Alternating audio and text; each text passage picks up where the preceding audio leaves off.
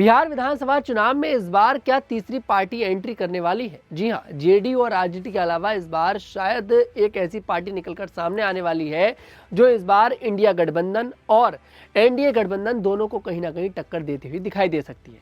जी नमस्कार, मैं तनुज दीक्षित, आप मेरे साथ देख रहे हैं द न्यूज़ 50। दरअसल 2025 में होने वाले बिहार विधानसभा चुनाव में थोड़ा वक्त जरूर है, लेकिन जिस हिसाब से जन सुराज के सूत्रधार प्रशांत किशोर तैयारी कर रहे हैं, उससे एनडीए और इंडिया गठबंधन की टेंशन जरूर बढ़ गई है।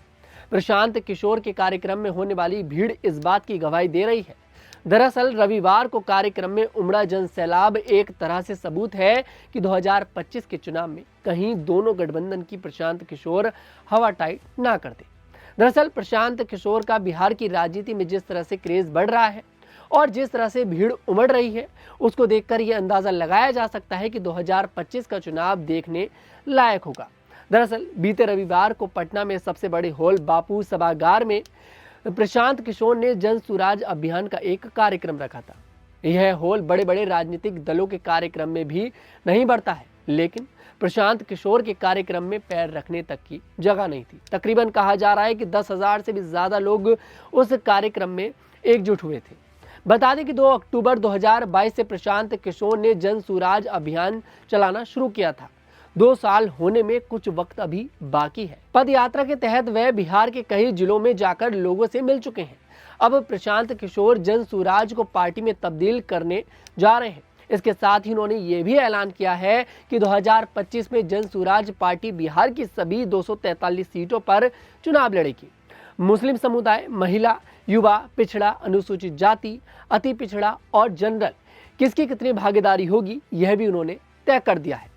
लेकिन कहा जा रहा है कि अगर प्रशांत किशोर का इस तरह से बिहार की राजनीति में रुतबा बढ़ेगा तो कहीं ना कहीं इसका सीधा सीधा घाटा आरजेडी पार्टी को उठाना पड़ेगा। दरअसल प्रशांत किशोर तेजस्वी यादव पर लगातार निशाना साधते हुए नजर आते रहे हैं। रविवार को भी उन्होंने कहा कि अब बिहार के युवा 10वीं फेल लोगों के नेतृत्व में काम नहीं करना चाहते हैं। यही कारण है कि जन सुराज अभियान से जुड़ रहे हैं। दरअसल मैं आपको बता दूं, यहाँ पर प्रशांत किशोर पर यह भी आरोप लगा था 2024 के चुनावों में कि प्रशांत किशोर ने पूर्णिया सीट से मौजूदा सांसद पप्पू यादव को बैकफुट पर सपोर्ट किया था।